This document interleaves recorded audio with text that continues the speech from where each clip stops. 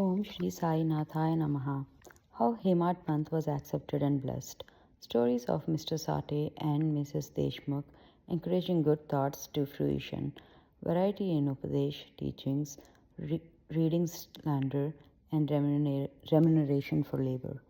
In the last two chapters, Hemat Pant described how a rich gentleman aspiring for quick Brahmagnana was treated by Baba. And now, in these two chapters, he describes how Hemat Pant himself was accepted and blessed by Baba, how Baba encouraged good thoughts and fructified them, and gives him his teachings regarding self improvement, slander, and remuneration for labor. Preliminary. It is a well known fact that the Sadguru looks first to the qualifications of his disciples and then gives them suitable instructions without unsettling their minds in the least and leads them on towards the goal of self-realization. In this respect, some say that what the Sadguru teaches or instructs should not be divulged to others. They think that their instructions become useless if they are published. The view is not correct. The Sadguru is like a monsoon cloud. He pours down profusely, that he scatters widely his nectar-like teachings. These we should enjoy and assimilate to our heart's content and then serve others with them without any reserve. This rule should apply not only to what he teaches in our waking state, but to the visions he gives us in our dreams. To quote an instance, Buddha Kaushik Rishi composed his celebrated Ramaraksha Stotra, which he had seen in his dream. Like a loving mother forcing bitter but wholesome medicines down the throats of her children for the sake of their health, Sai Baba imparted spiritual instructions to his devotees.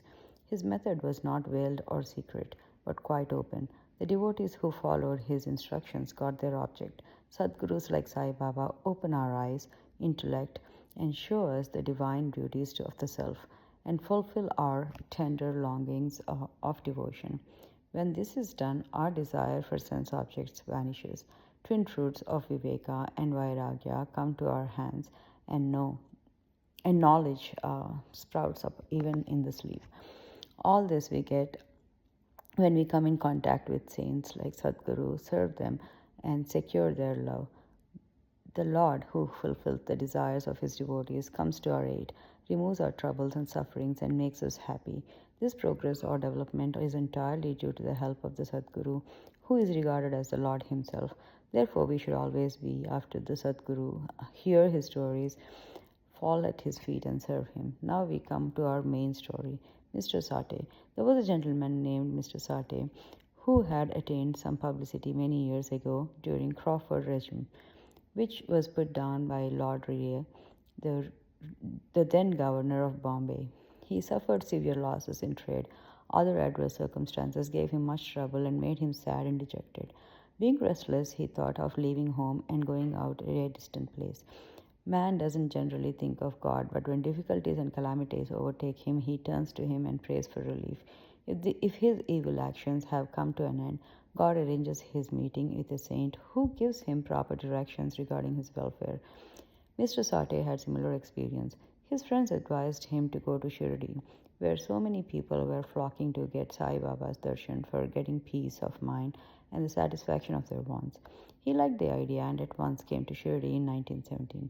Seeing Baba's form, which was like eternal Brahma, self-luminous, spotless, and pure, his mind lost its restlessness and became calm and composed.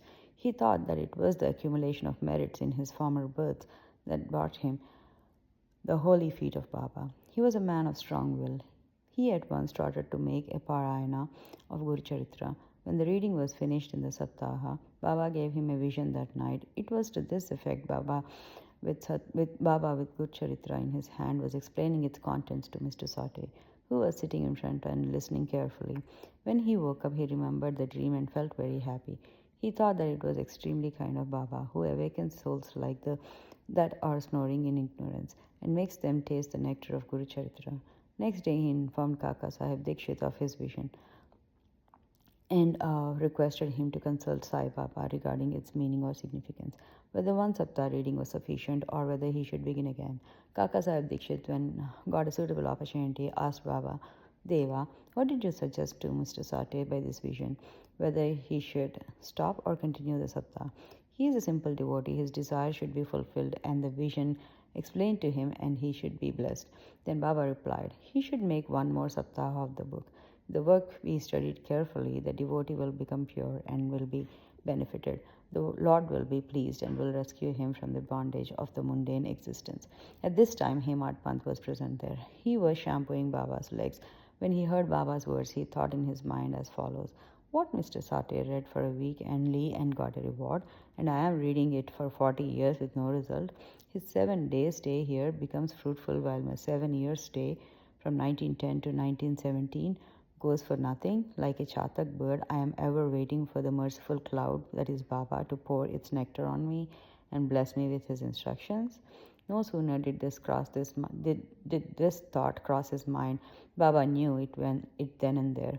It was this experience of the bhaktas that Baba read and understood all their thoughts, and that he suppressed the evil thoughts and encouraged the good ones.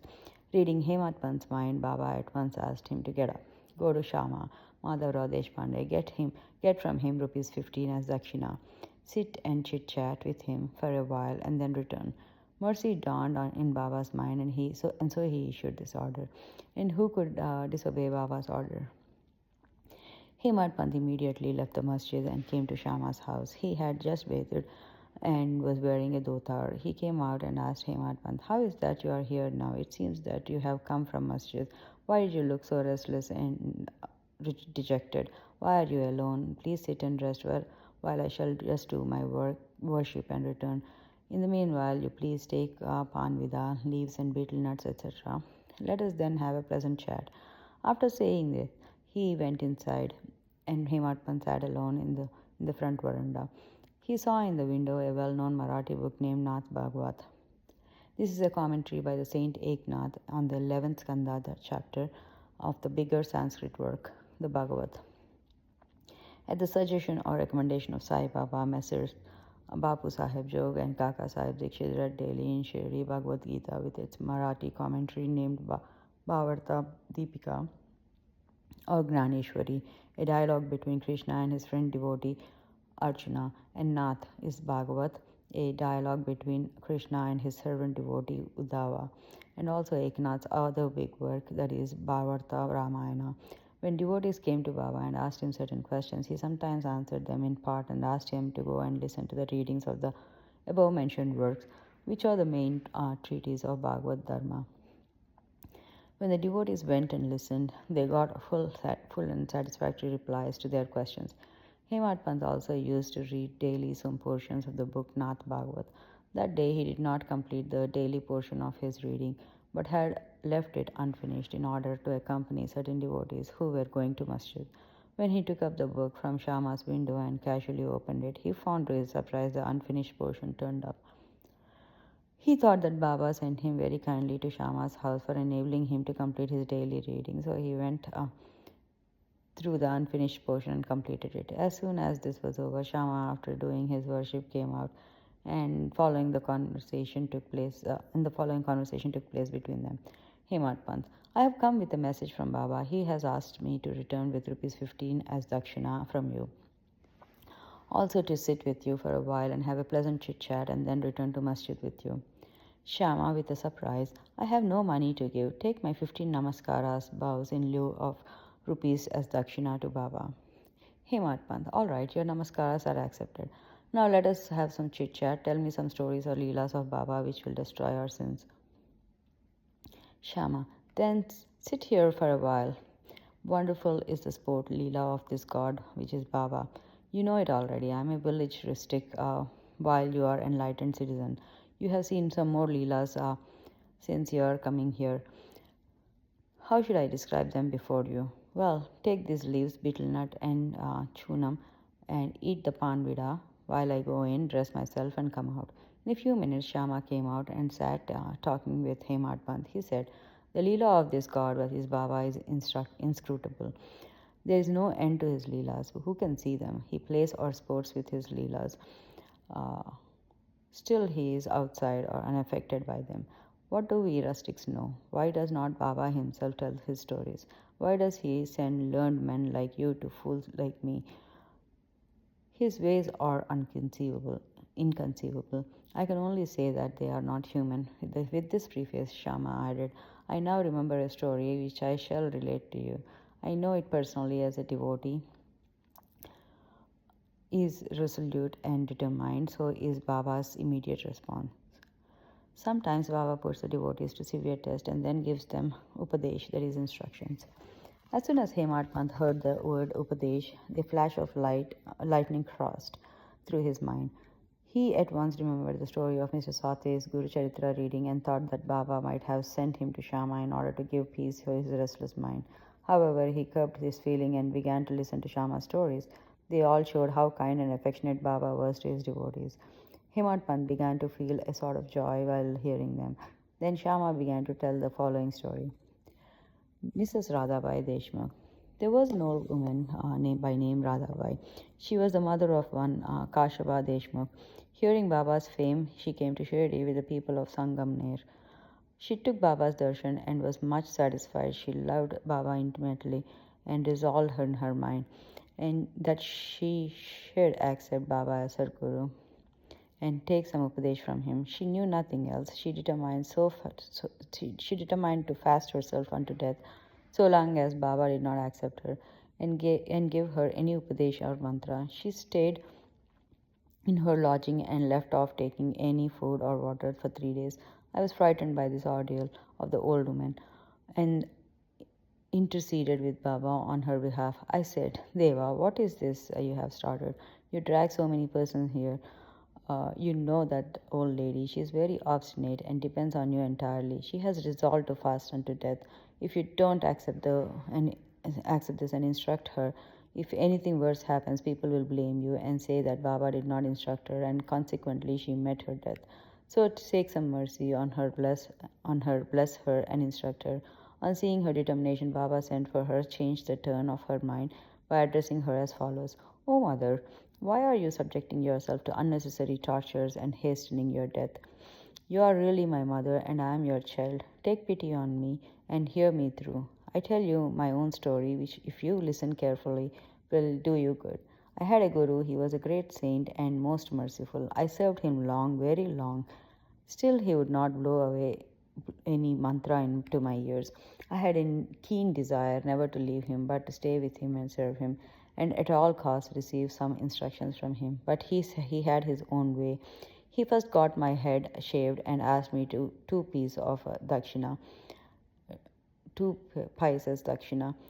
I gave them. I gave the same at once. If you say that as my guru was perfect, why should he ask for money, and how should he be called desireless? I replied plainly and that he never cared for coins. What had he to do with them? His 2 paise were the number 1 firm faith and the number 2 patience or perseverance. I gave these 2 paise or things to him and he was pleased. I resorted to my guru for 12 years. He brought me up. There was no dearth of food and clothing. He was full of love. Nay, he was love incarnate. How can I describe it? He loved me most. Rare is a guru like him. When I looked at him, he seemed as if he was in deep meditation, and then we both were filled with bliss. Night and day, I gazed at him with no thought of hunger and thirst. Without him, I felt restless. I had no other object to meditate, nor any other thing than my guru to attend. He was my sole refuge. My mind was always fixed on him. This is 1 paise dakshina, saburi, patience or perseverance is the other paise.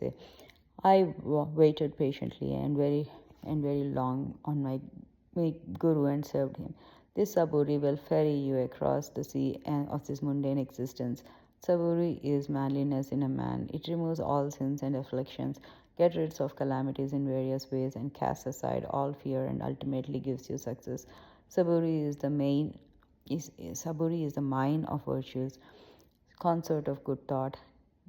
Nishta and Saburi are like twin sisters, loving each other very intimately.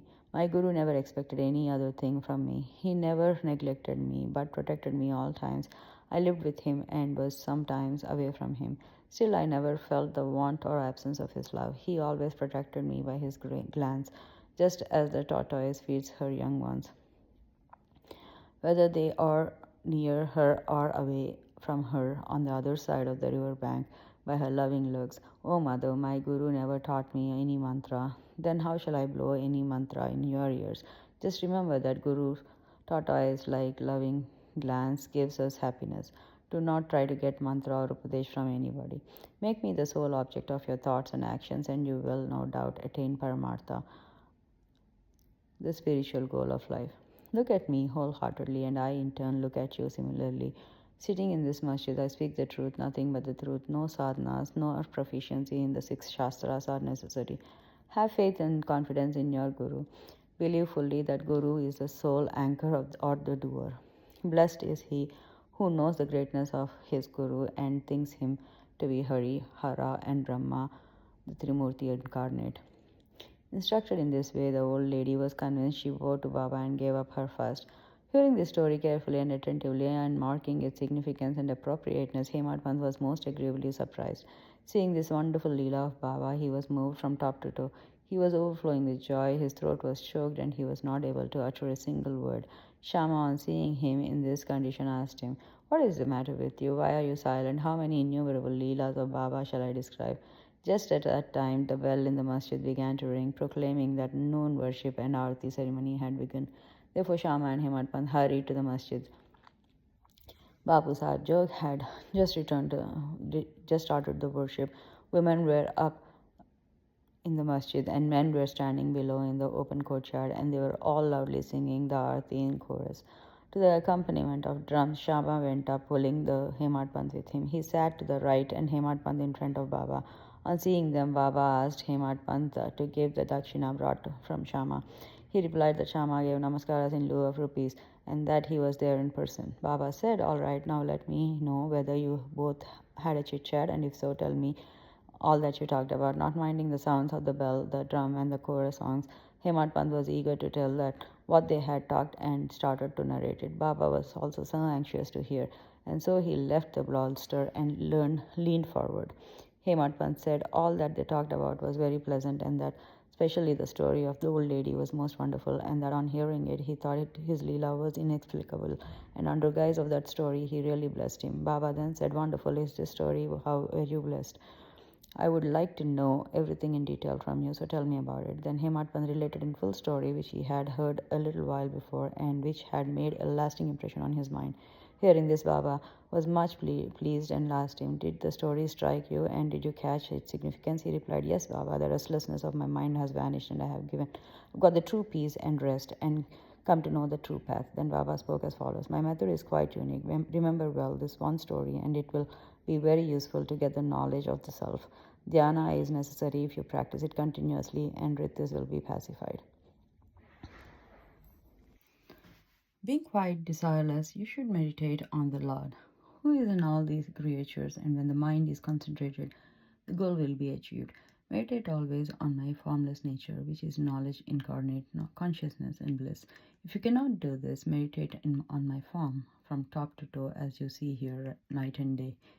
As you go on doing this, your Vritis will concentrate on one point, and the distinction between dhyata, the meditator, and the dhyana act of meditation, dhyaya, this meditated upon, will be lost, and the meditator will be one with the consciousness and be merged in the Brahmas. The mother tortoise is one bank of the river.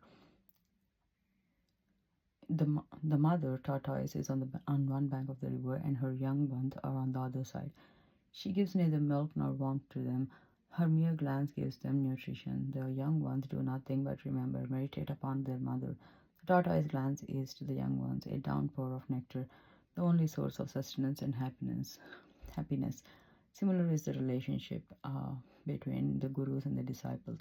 When Baba uttered these last words, the chorus of the Arati song stopped, and all cried out loudly in one voice, "Victory be to our Sadguru Sai Maharaj, who is existence, knowledge, and bliss."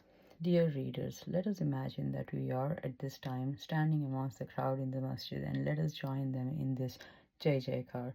After the Aarti ceremony was over, Prasad was distributed. Bapu Sahib Jog advanced as usual, and after saluting Baba, gave on into his hand a handful of sugar candy.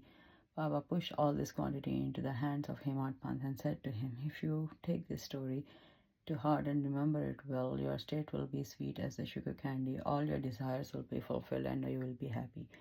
Hemat Pant bowed before Baba and implored, "Do favor me like this.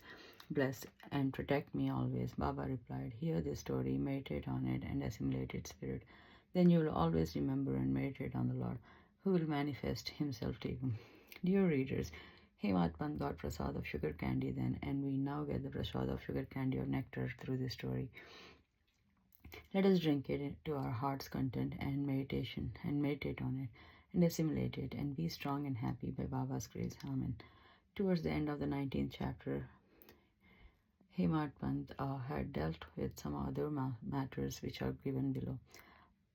Baba's advice regarding our behavior. The following words of Baba are general and invaluable. If they are kept in mind and acted upon, they will always do you good.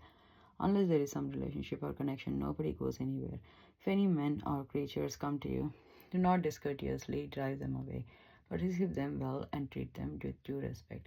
Shri Hari will certainly be pleased. If you give water to the thirsty, bread to the hungry, clothes to the naked, and your veranda to strangers for sitting and resting. If anybody wants any money from you and you are not inclined to give, do not give, but do not bark at him like a dog.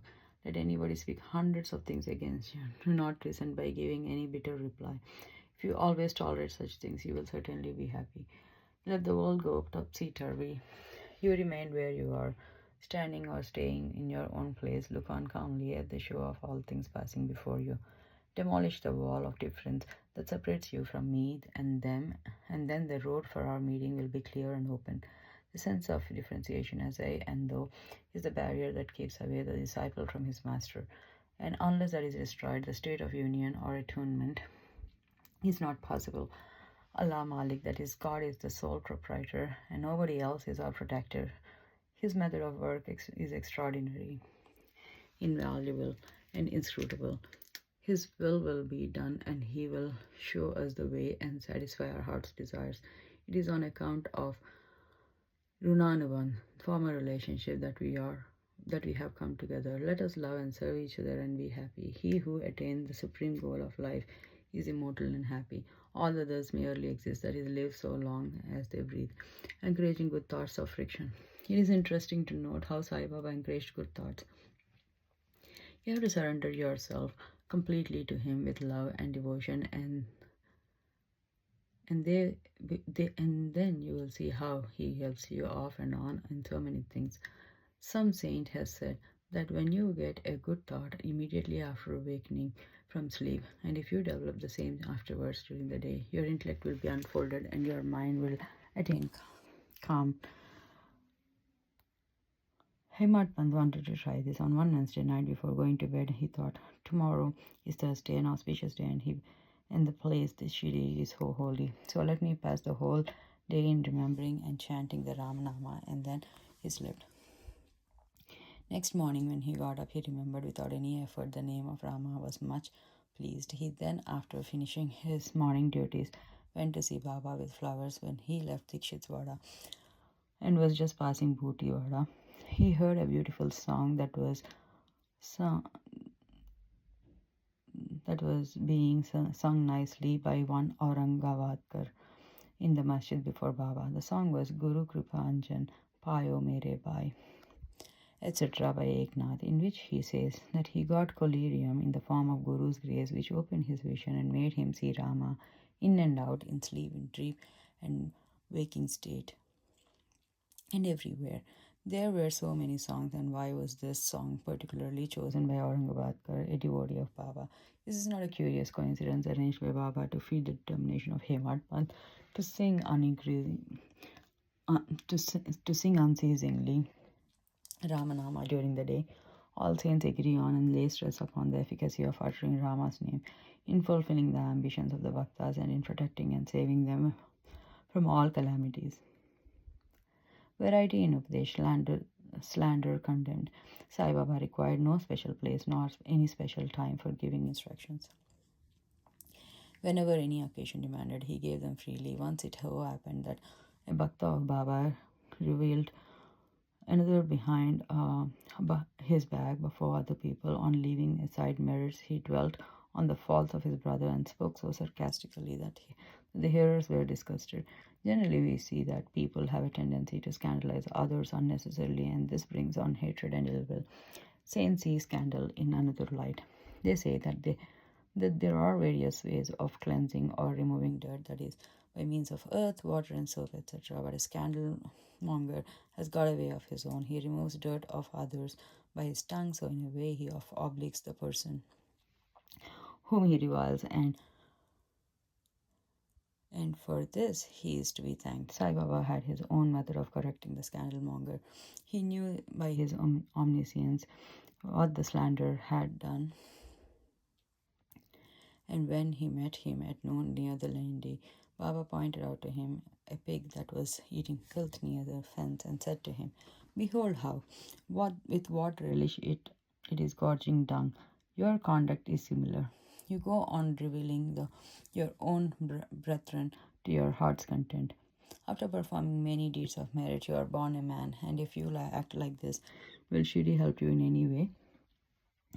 Needless to say that the Bhakta took the lesson to his heart and went away. In this way, Baba went on giving instructions whenever necessary. If these are born in our minds and acted upon, the spiritual goal is not far off. There is a proverb which says, if there be my Hari, he will feed me on my cot. This proverb is only true in respect of food and clothing, but if anyone trusting in this sits quiet and does nothing in spiritual matters, he will be ruined. One has to exert himself to his utmost for attaining self-realization. The more he endures, the better for him. Baba said that he was omnipresent, occupying land, air, country, world, light, and heaven, and that he was not limited, to remove the misunderstanding of those who thought that Baba was only his body, 3.5 cubits in length. He incarnated himself in this form, and if any devotee meditated on him day and night with complete self-surrender, he experienced complete union with him, like sweetness and sugar, waves and sea, eye and its luster. He who wants to get rid of the cycle of births and deaths should lead a righteous life with his mind calm and composed. He should always engage himself in good action and should do his duties and surrender himself, heart and soul, to him. He need not be afraid of anything. He who trusts him entirely hears and expounds his leelas and does not think of anything else is sure to attain self-realization.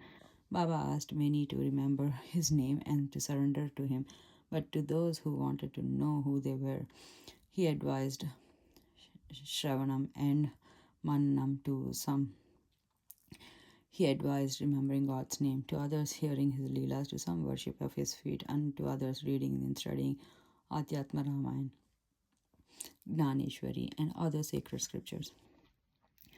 Some he made sit near his feet, some he sent to Khandoba's temple, and some he advised the repetition of the thousands of names of Vishnu, and some the study of Chant Yoga, Upanishad, and Gita. There were no limit, no restriction to his instructions. To some he gave them in person, to others by visions and dreams. To one addicted to drink, he appeared in his dream, sat on his chest, pressed it, and left him, after he gave a promise not to touch liquor anymore. To some, he explained some mantras like Guru Brahma in dreams. To some devotees who was practicing Hatha Yoga, he sent word that we should leave off Hatha Yoga practices. Sit quiet and wait. It is impossible to describe all his ways and methods. In ordinary worldly dealings, he set examples by his actions, one of which given below. Remuneration for labor. One day at noon, Baba came near Radha Krishna Mai's house and said, "Bring me a ladder." Some men brought it and set it against a house directed by Baba. He climbed upon the roof of Vankar's house, passed the roof of Radha Krishna Mai's house, and then got down from the other corner. What object Baba had, none could know. Radha Krishna Mai was at that time shivering with malaria. It may be to drive off the fever that he may have gone there. Immediately after getting down, Baba paid ₹2 into the persons who bought the ladder. Somebody asked Baba why he paid so much for this. He replied that nobody should take the labor of others in vain. The worker should be paid his dues promptly and liberally. Bow to Shri Sai Peace be to all. Om Shri Sai Nathaya Namaha.